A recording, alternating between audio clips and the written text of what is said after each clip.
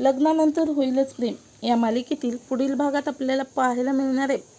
भास्कर जीवाला बोलतो, तुला जर आनंद निवास परत पाहिजे असेल ना, तर तू तुझ्या बायकोला आपल्या इन्व्हेस्टरकडे पाठव। नीच भास्करच्या बोलण्यावर जीवाला मात्र खूप राग येतो। जीवा भास्करची कॉलर पकडून त्याला बेदम मारू लागतो। तेव्हा आजूबाजूचे सर्व लोक तिथे जमा होतात। त्यानंतर इकडे काव्य आणि नंदिनी बोलत असतात। तेवढ्यात तिथे मालिनी येते। मालिनी काव्याला बोलते, काव्या तू इथे आहेस, ये जरा माझ्याबरोबर, माझं तुझ्याकडे काम आहे। काव्या घाबरून नंदिनीकडे पाहते। तर येणाऱ्या भागात मालिनीचं काय काम असेल काव्याकडे? मालिनी काव्याला पाठपासून लांब तर राहायला सांगणार नाहीये ना, हे येणाऱ्या भागातच समजणार आहे।